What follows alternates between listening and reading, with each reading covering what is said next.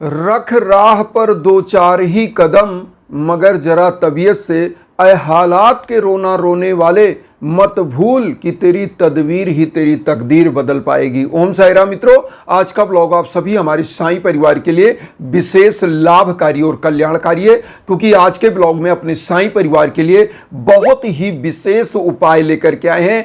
आपके घर में अगर पितृदोष चल रहा है, आपके घर में अगर दुर्भाग्य चल रहा है, किसी भी प्रकार की भूत प्रेत पिशाच किए कराए की बाधा चल रही है और आपके घर परिवार के लोग लगातार बीमार चल रहे हैं, आपके कमाए हुए धन कहीं मुकदमेबाजी में या रोग दोष में लगातार खर्च हो रहे हैं और परिवार लगातार उसकी स्थिति डैमेज होती जा रही है, ऐसे समयों में आपको सतर्क और सावधान होना चाहिए।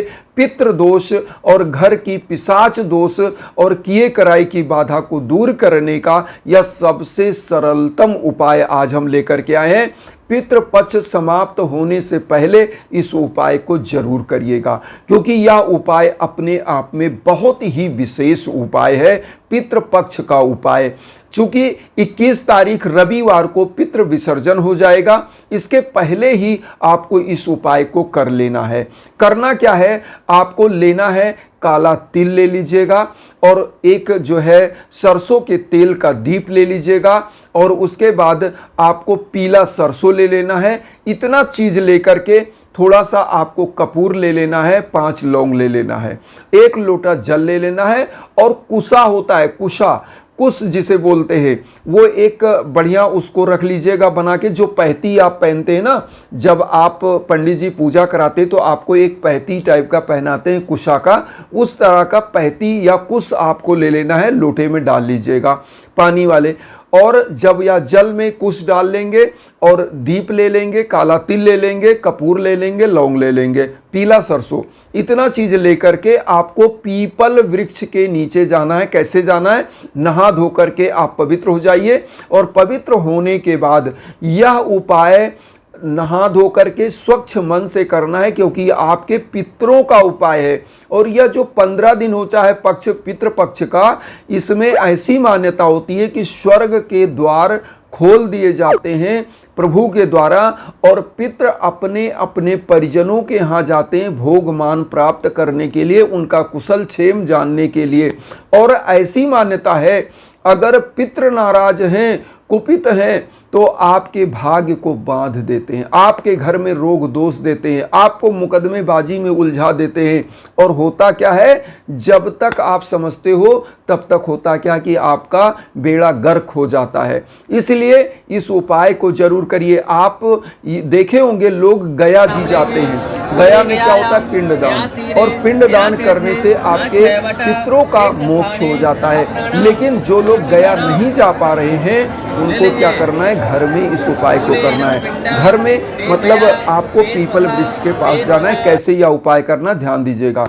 सबसे पहले आप अपने पितरों को नहाते समय ही तर्पण कर दें, जल दे दें। उसके बाद कुशा से ही जल दीजिएगा। उसके बाद 1 लोटा जो जल लेंगे उसमें कुशा डाल लेंगे। कुशा डालने के बाद आप जो है तिल ले लेंगे, पीला सरसों ले लेंगे, लौंग कपूर ले करके आप पीपल वृक्ष के पास जाइएगा। वहां पर आपको करना क्या है, सबसे पहले दीप प्रज्वलित करिएगा। सरसों के तेल का दीप आप प्रज्वलित कर दीजिएगा, या घी का दीप हो तो उसको प्रज्वलित कर दीजिएगा। प्रज्वलित करने के बाद आप क्या करिएगा, सबसे पहले 21 बार ओम पितृदेवाय नमः कह करके पीला सरसों आप वहां पीपल वृक्ष के जड़ पे रख दीजिएगा। उसके बाद 21 बार फिर आप बोलिएगा ओम पितृदेवाय नमः। ये बोलते हुए आप काला तिल 21 बार में चढ़ा दीजिए। 21 बार मतलब थोड़ा थोड़ा चुटकी में लेकर के चढ़ाइएगा। और उसके बाद आप क्या करेंगे, वहाँ पर जो कपूर आपने लिया है और लौंग लिया है, कपूर को प्रज्वलित करिएगा, फिर उसमें लौंग डाल दीजिएगा। उसमें 2 लौंग, 4 लौंग, 5 लौंग जो भी हो उतना डाल दीजिएगा और कपूर की मात्रा ज़्यादा रखिए जिससे वह प्रज्वलित हो जाए। उसके बाद अब आप क्या करेंगे, जो ये वाली अंगुली होती है, जो तर्जनी होती है, आप देख लीजिएगा, इस अंगुली से कोई भी पूजा पाठ नहीं होता, लेकिन पितरों के लिए इस अंगुली से ही पूजा होता है। तो क्या करना है, इस अंगुली से चंदन लगाना है। कहाँ पर, जहाँ पर आपने तिल रखा है, जहाँ पे आपने सरसों रखा है, उसी तिल और सरसों पे ही आप क्या करिएगा, थोड़ा सा हल्दी वाला चंदन या लाल चंदन हो, उस पर 21 बार आप वहाँ पर चंदन ऐसे लगाएं अपने पितरों का ध्यान करते हुए। और आप यह कामना करें कि आपके घर में जो पितृदोष है, भूत पिशाच का दोष है, कोई भी प्रकार की असामयिक मृत्यु हुई है, आपके घर में जीव जंतु किसी भी प्रकार की, किसी की भी बाधा अगर मृत्यु हुई है असामयिक, जो आपके घर में पाला हुआ तोता पक्षी कुछ भी जिसकी भी हुई है, पितृदोष किसी का भी लग सकता है, आपके ननिहाल पक्ष का, आपके दधियाल पक्ष का, आपके जो है घर के पक्ष का, तो पितृदोष जो होता है ना, जो असामयिक मृत्यु हुई होती है, वही आत्मा भटकती है और उसी से पितृदोष हो जाता है। लेकिन जब आपके जो पितृ हैं, जो नेचुरल जिनकी डेथ हुई है, तो उनको भी अगर अच्छा भोगमान आप नहीं देते, उनके निमित्त कोई श्राद्ध नहीं करते, तर्पण नहीं करते, तो वो भी क्रुद्ध हो जाते हैं। इसीलिए कहा जाता है कि पितृपक्ष में आपको हमेशा घर का वातावरण स्वच्छ रखना चाहिए और पितृपक्ष में प्रथम पूजा अपने पितरों की करनी चाहिए। उसके बाद जो दैनिक पूजा आप करते हैं तब कर सकते हैं, क्योंकि पितृपक्ष पितरों का ही पक्ष होता है, इसीलिए इसमें बहुत सारे लोग पूजा पाठ नहीं करते। लेकिन जो दैनिक पूजा पाठ है, जो डेली पूजा पाठ आप करते हैं, वह कर सकते हैं। कैसे करेंगे, पहले पितरों की पूजा तब देवताओं की पूजा, तो ये आप कर सकते हैं। और पितृपक्ष में अच्छे अच्छे पकवान लगाइए, प्रथम भोग जो है अपने पितरों को लगाइए, फिर देवताओं को लगाइए, और कौवे को भोजन कराइए, गौ माता को भोजन कराइए, और कुत्तों को भी भोजन कराइए, जीव जंतुओं को। इससे आपके पितृ प्रसन्न होते हैं।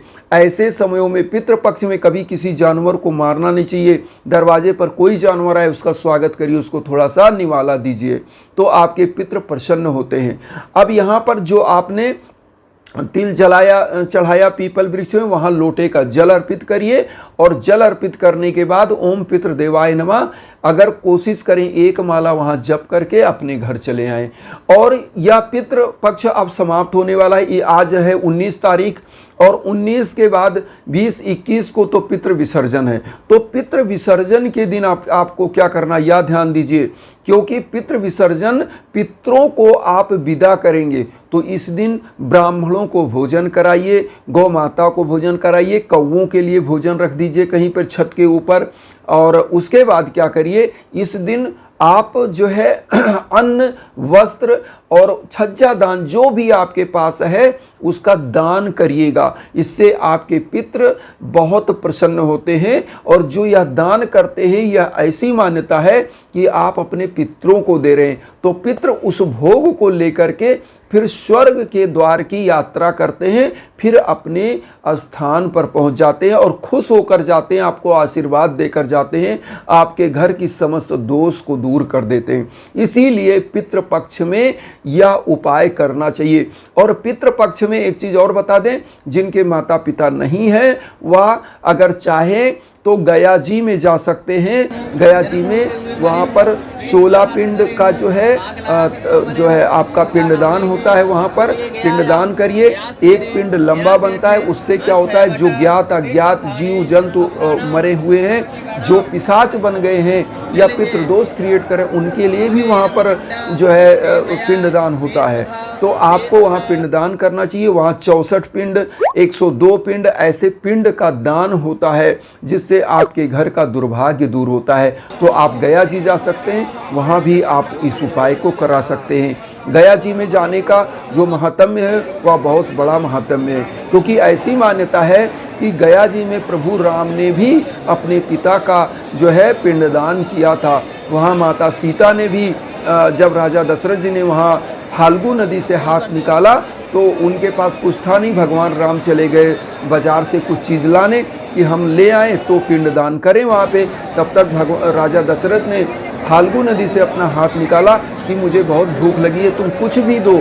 तो सीता माँ ने सोचा कि यहाँ पे मेरे पास तो कुछ नहीं है, तो उन्होंने 3 मुट्ठी बालू ही उन्होंने मांगा कि 3 मुट्ठी बालू ही दे दो, मेरी आत्मा तृप्त हो जाएगी। तो उन्होंने उठा के 3 मुट्ठी बालू फाल्गु नदी का दे दिया, तो उनकी आत्मा तृप्त हो गई। ऐसी कथाएं हैं।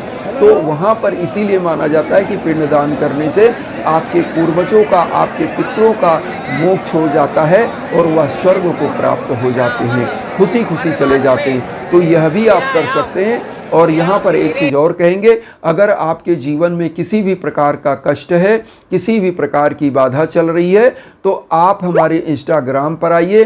कोई भी चीज़ समझना चाहते हैं, जानना चाहते हैं, यज्ञाजन कराना चाहते हैं, तो उस पर आपका संकल्प होकर के यज्ञाजन होगा, निश्चित रूप से आपका कल्याण होगा। इन्हीं भावनाओं के साथ वसुधैव कुटुंबकम की जो भावना हम लेकर चल रहे हैं, उसमें आप सभी लोग चैनल को सब्सक्राइब करके हमें भी अपना परिवार बनाइए। उन बंधु बांधवों तक वीडियो को जरूर शेयर करिए जो किन्हीं कारणों से कष्ट में, दुख में। इसी भावना के साथ ओम साई राम।